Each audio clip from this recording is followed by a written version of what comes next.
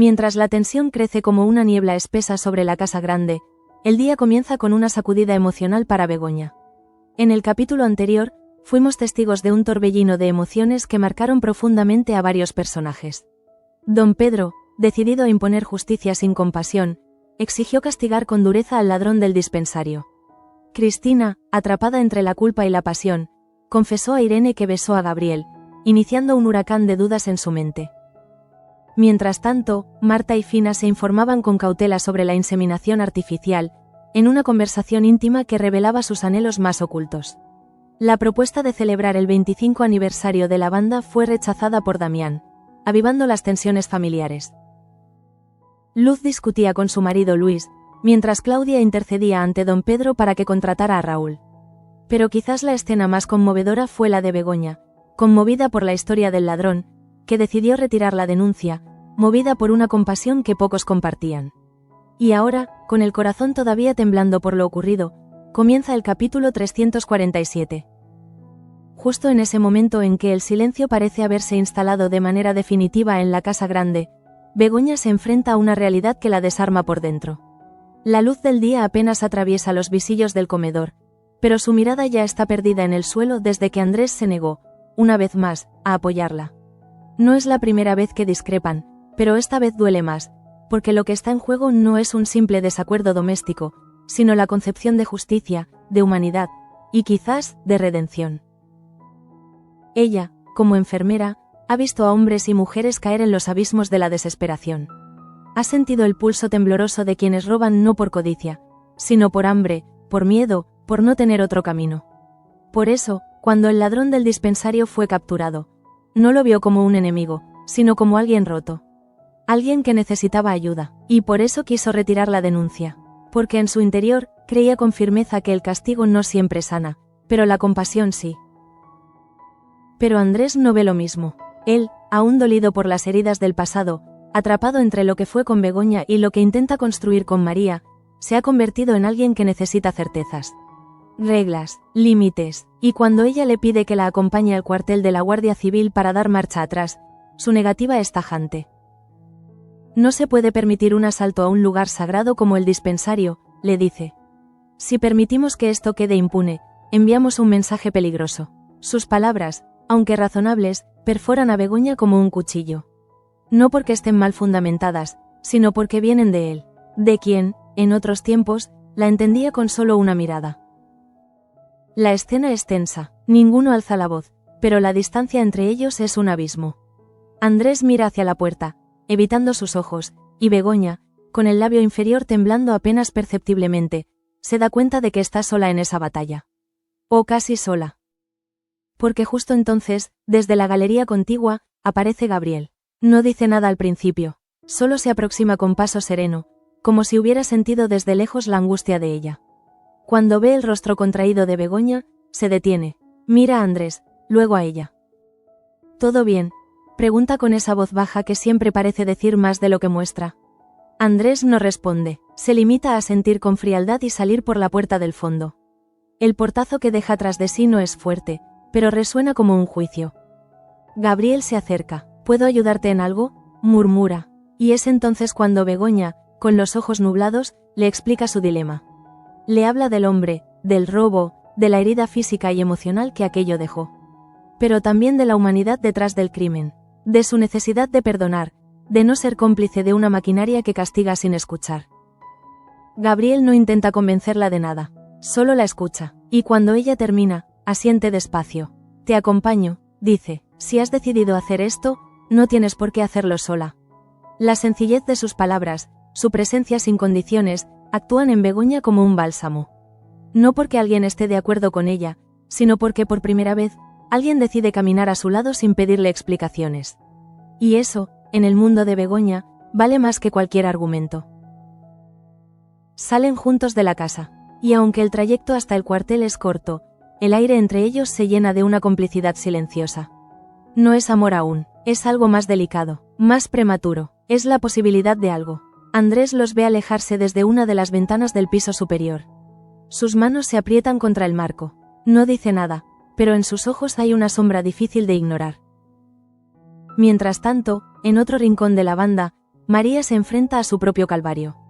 El despacho donde Damián revisa papeles se llena de tensión cuando ella entra, con la frente erguida pero el alma temblorosa. No ha venido por voluntad propia. Don Pedro la ha llamado con urgencia. La necesita, o mejor dicho, necesita su voto. La próxima junta directiva se acerca, y en ella se decidirán aspectos cruciales para el futuro de la fábrica.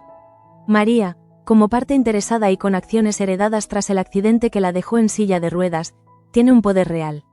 Pero también está atada a un acuerdo oscuro con don Pedro, que ahora exige su lealtad. No te lo estoy pidiendo, María, le dice él, con esa sonrisa que nunca llega a los ojos. Te lo estoy recordando. Ella siente la náusea subirle al pecho. Cada fibra de su ser quiere rebelarse.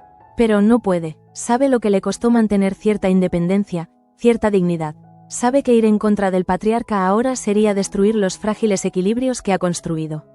Así que, con la voz apenas audible, le responde que sí. Que votará como él espera. Y luego, apenas sale del despacho, busca a Damián. La conversación entre ellos es amarga. Él, siempre protector, no entiende cómo puede ella doblegarse. María intenta explicarle, sin revelar del todo el alcance del chantaje que la atenaza. Pero Damián no es ingenuo. Intuye que detrás hay algo turbio. Y entonces, por primera vez en mucho tiempo, se produce una grieta entre ellos. No es odio, es desilusión.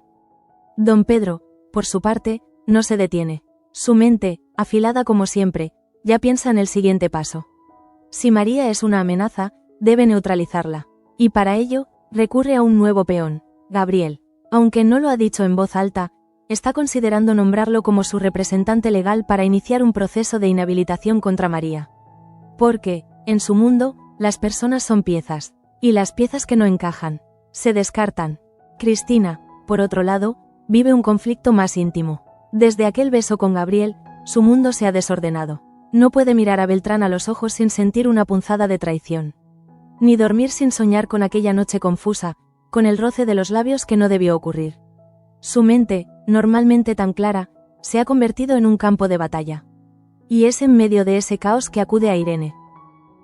La conversación entre ambas mujeres es honesta, casi brutal. Cristina, rota, le pregunta si debe contarle todo a Beltrán. Irene la mira fijo. ¿Para qué? ¿Para descargar tu culpa o para castigar a alguien que no tiene nada que ver? Cristina se queda callada, porque sabe que su amiga tiene razón. Contar la verdad no siempre libera. A veces, destruye. Entonces, ¿miento? No, simplemente, no digas nada. Haz las paces contigo misma primero. Ese consejo resuena en ella durante todo el día. Y cada vez que cruza con Gabriel por los pasillos, lo evita.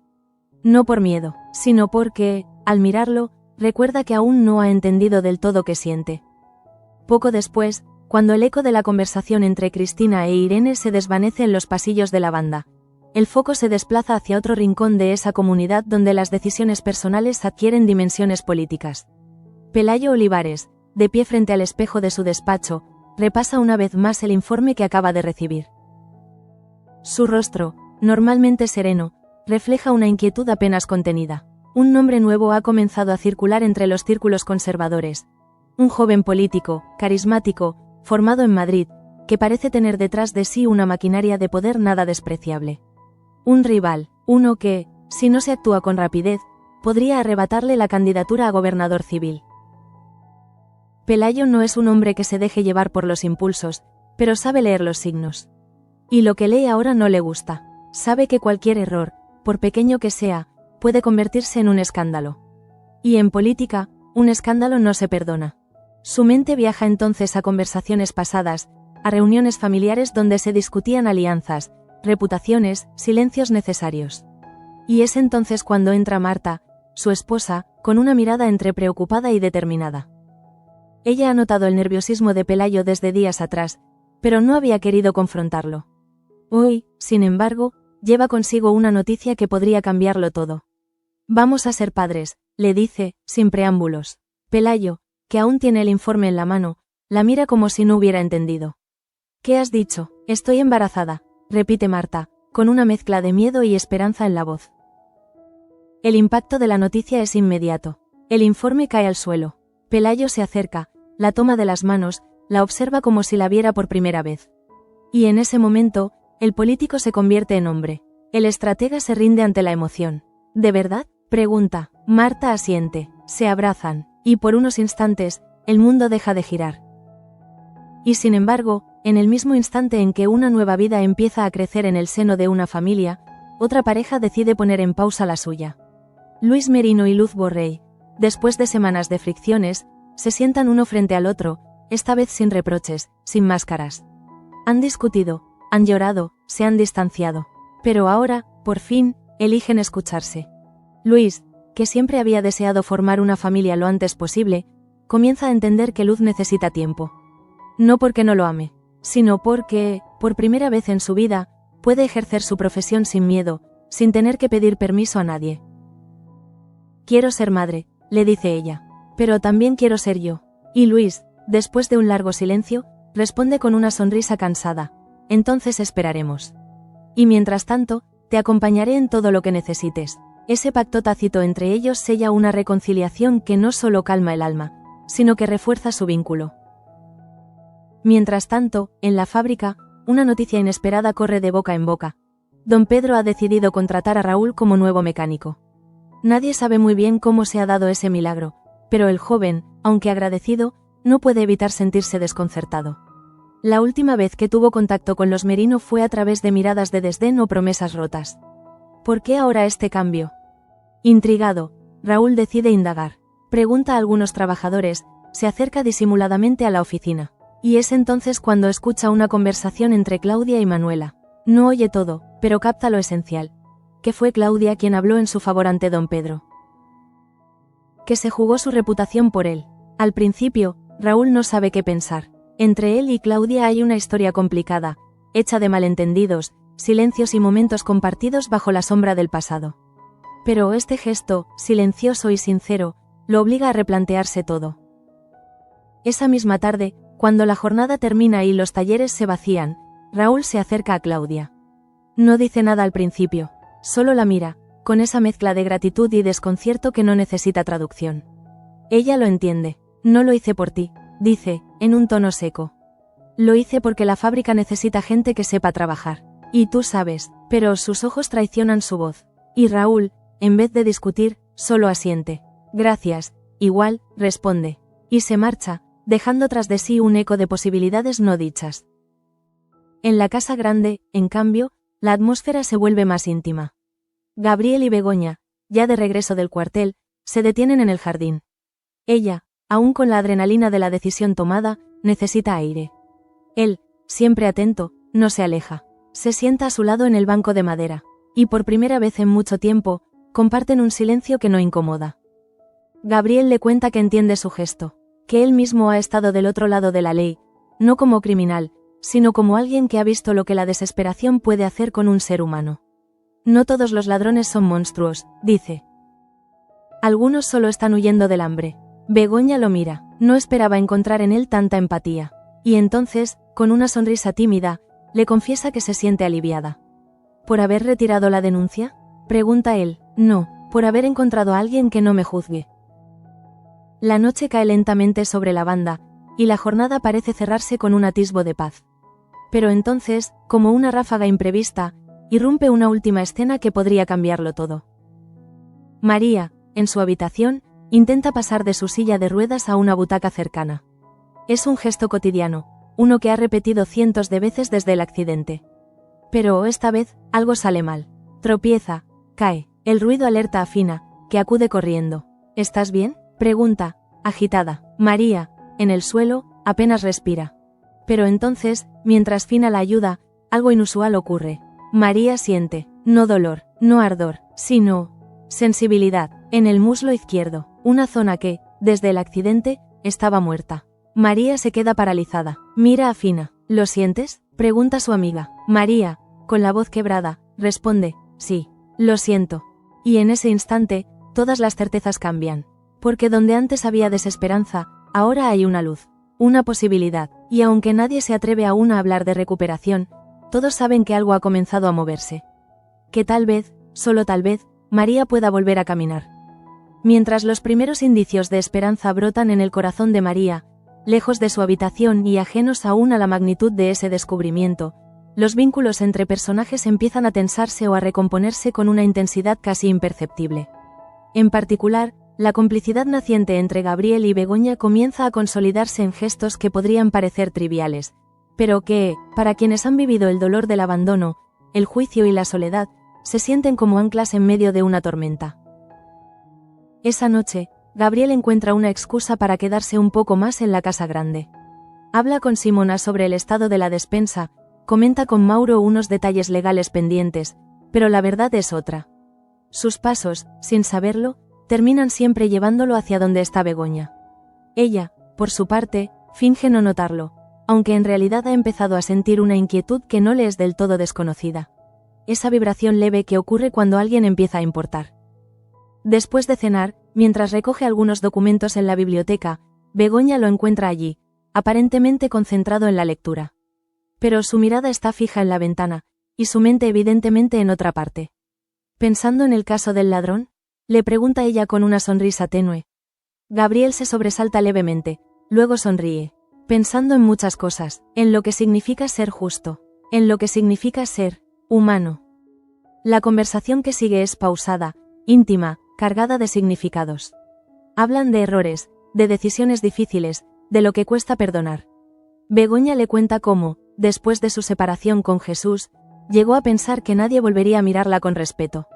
Gabriel le revela que, pese a su posición en la familia de la reina, muchas veces se ha sentido como un intruso. No siempre he sido el que todos ven ahora, y no siempre he hecho lo correcto, dice en voz baja. Las palabras se quedan suspendidas entre ellos como hilos invisibles que empiezan a entrelazarlos. Begoña lo observa con nuevos ojos. Hay algo en su voz, en su vulnerabilidad no impostada, que la conmueve profundamente. Por un instante, piensa en Andrés, en cómo él se ha vuelto distante, rígido, incapaz de acompañarla en este nuevo camino. Y luego, sin poder evitarlo, compara esa frialdad con la calidez de Gabriel, que no le exige explicaciones, que simplemente está. Mientras tanto, en otra zona de la finca, Andrés intenta concentrarse en sus asuntos, pero no puede. La imagen de Begoña saliendo con Gabriel del cuartel lo persigue como un espectro. Trata de racionalizar su reacción, pero en el fondo sabe que no es solo celos. Es algo más hondo, es la sensación de haber perdido un lugar que, por mucho tiempo, creyó seguro. Para distraerse, decide visitar a María. La encuentra descansando, con una manta sobre las piernas y una expresión extraña en el rostro. ¿Todo bien?, pregunta, como cada noche. María lo mira con ojos brillantes. He sentido algo, susurra. Andrés no entiende al principio. Ella repite, hoy, al caerme, sentí algo en la pierna izquierda. Andrés se queda sin palabras. La emoción se le sube a la garganta. ¿Estás segura? Ella asiente. No es mucho, apenas un cosquilleo. Pero está ahí. No lo había sentido en meses. El médico en él se activa de inmediato. Revisa, observa, pregunta. Pero también hay algo más. Una chispa de emoción contenida. Porque si esto es real, si verdaderamente hay una reconexión neuronal, entonces todo puede cambiar. Mañana mismo hablaremos con el fisioterapeuta, promete.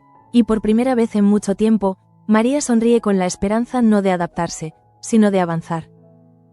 Al día siguiente, la noticia del pequeño progreso de María no tarda en filtrarse. Fina, emocionada, lo comenta con Candela, quien a su vez se lo cuenta a Luz. La cadena de rumores, esta vez, no lleva veneno, sino alegría. Y aunque don Pedro aún no lo sabe, este nuevo elemento podría alterar por completo sus planes de utilizar a Gabriel para inhabilitarla. Porque si María se recupera, si puede demostrar autonomía, entonces su voto adquiere aún más peso. Mientras los hilos de poder se reacomodan silenciosamente, en la cocina del personal, Luz y Simona comparten un desayuno inusual. La reconciliación con Luis ha dejado en Luz un estado de calma serena. Habla de su proyecto en la escuela, de las clases que prepara con entusiasmo, de la satisfacción de sentirse útil más allá del rol de esposa. Simona la escucha con atención, y en un momento, le toma la mano. «Estás floreciendo», le dice con cariño. Y Luz, que no esperaba esa frase, siente una lágrima correr por su mejilla. Porque, en efecto, después de meses de inseguridad, ha comenzado a florecer. En el jardín, Raúl observa el movimiento desde la distancia. Se ha presentado puntual a su primer día como mecánico. Lleva el uniforme nuevo con orgullo, aunque aún no termina de creer que esté ahí, entre los trabajadores de la fábrica que un día le cerraron la puerta. Claudia pasa cerca. Él la ve, pero no dice nada. Ella tampoco. Solo intercambian una mirada fugaz. Pero en esa mirada hay gratitud, deuda, y una historia que quizás aún no ha terminado. Y justo cuando la jornada parece encaminarse hacia un ritmo tranquilo, un nuevo golpe de realidad se cierne sobre don Pedro. Joaquín entra abruptamente en su despacho. Le trae una carta. Es de la Junta de Control Industrial, dice, sin preámbulos. Don Pedro la abre. Su rostro cambia de color. El contenido es claro. Ha sido convocado para dar explicaciones sobre el funcionamiento interno de la banda, a raíz de denuncias anónimas sobre irregularidades laborales. El patriarca aprieta los dientes. No le gusta sentirse amenazado.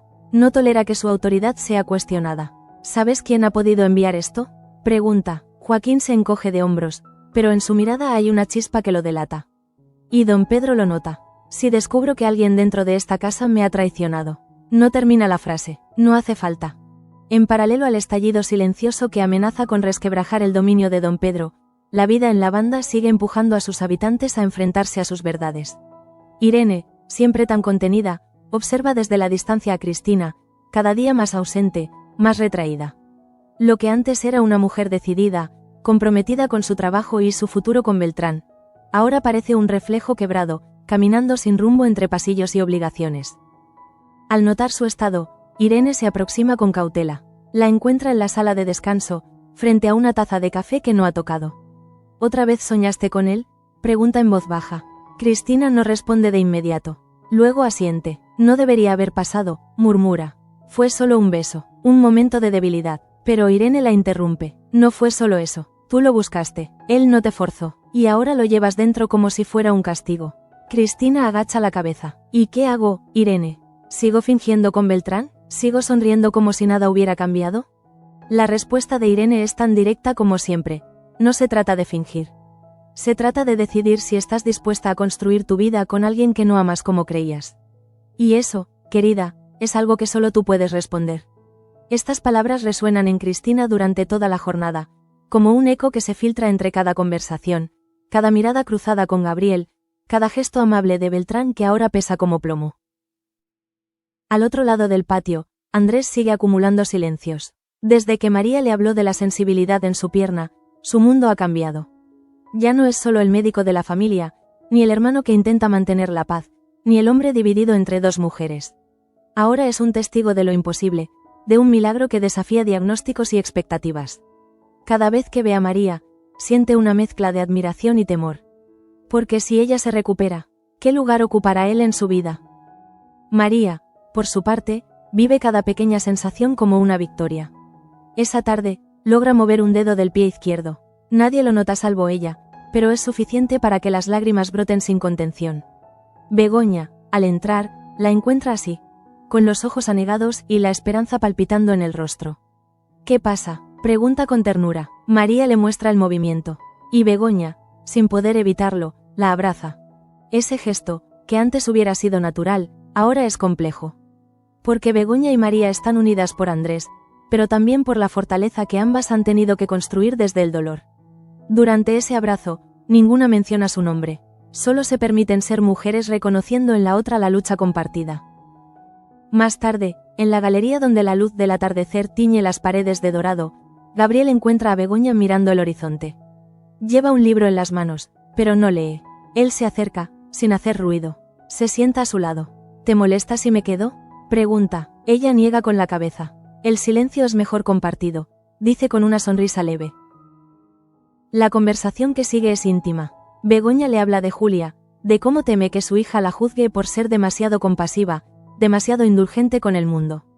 Gabriel le cuenta de su infancia, de cómo creció rodeado de normas, pero siempre deseando romperlas para buscar algo más humano. Quizás por eso conectamos, dice él, porque tú no buscas imponer tu razón, solo comprender al otro. Begoña lo mira, tocada por la profundidad de sus palabras. Tú tampoco me juzgas, susurra. Y eso, en estos tiempos, es raro. La cercanía entre ellos no necesita palabras románticas. Está hecha de miradas que se sostienen un poco más de lo necesario, de silencios que cobijan, de gestos que curan. En ese instante, Gabriel roza su mano. No es un acto impulsivo. Es una pregunta muda. Begoña no se aparta. Y en esa mínima conexión, algo se establece. algo que ni siquiera la memoria de Andrés puede deshacer.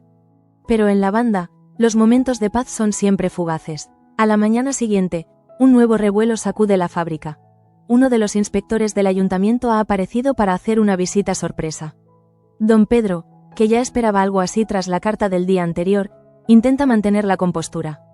Pero no puede evitar sospechar que alguien dentro lo ha traicionado. Llama a Joaquín, lo interroga, pero su hijo mantiene la misma postura ambigua.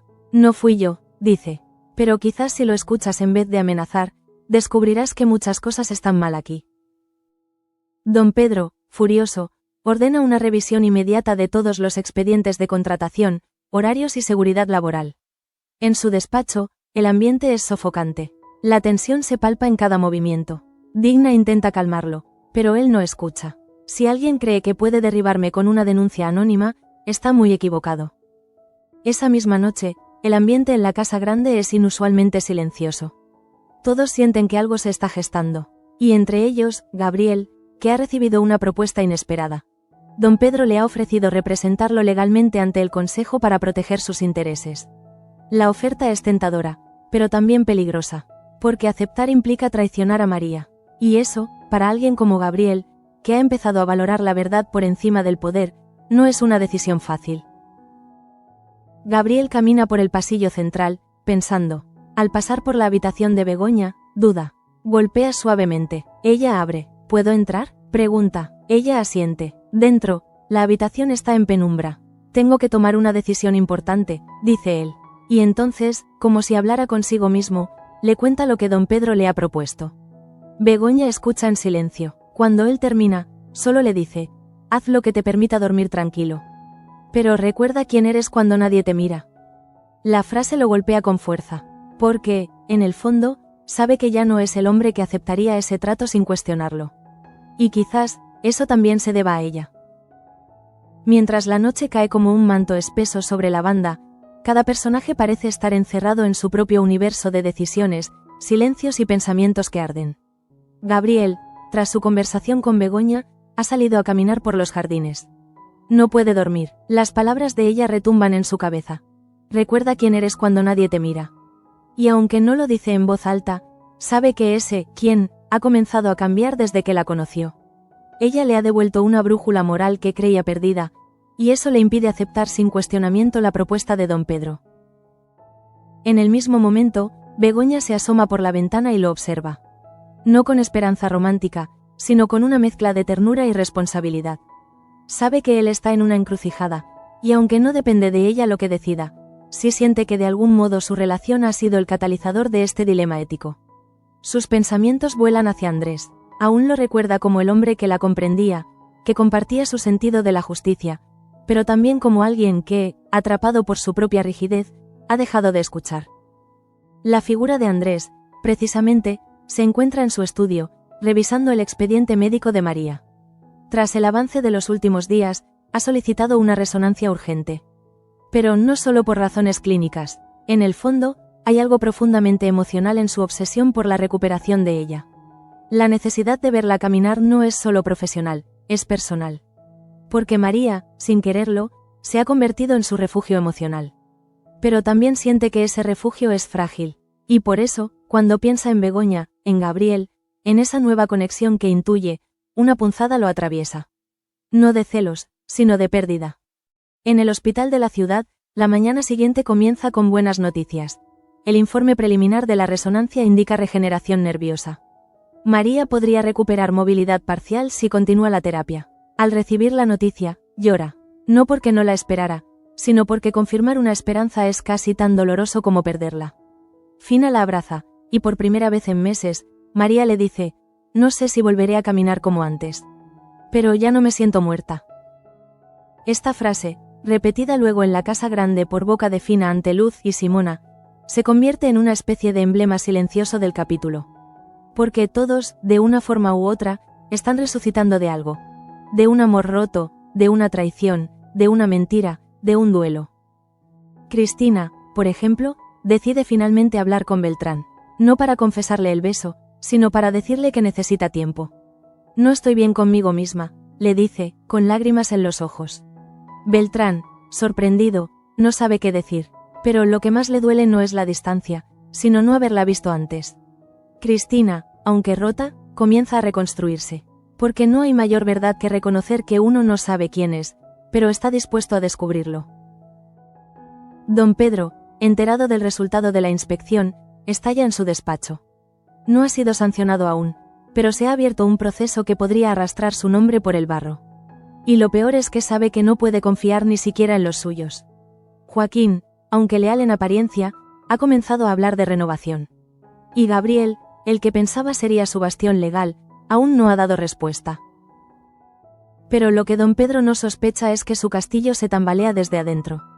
Claudia, enterada por Raúl de los últimos movimientos, ha comenzado a recopilar testimonios de trabajadores despedidos injustamente. No tiene aún un plan definido, pero siente que su voz puede ser la chispa de una revolución silenciosa. Y entonces ocurre lo impensado. En medio de una reunión en la Casa Grande, con Digna, Joaquín, Luz y don Pedro presentes, Gabriel entra.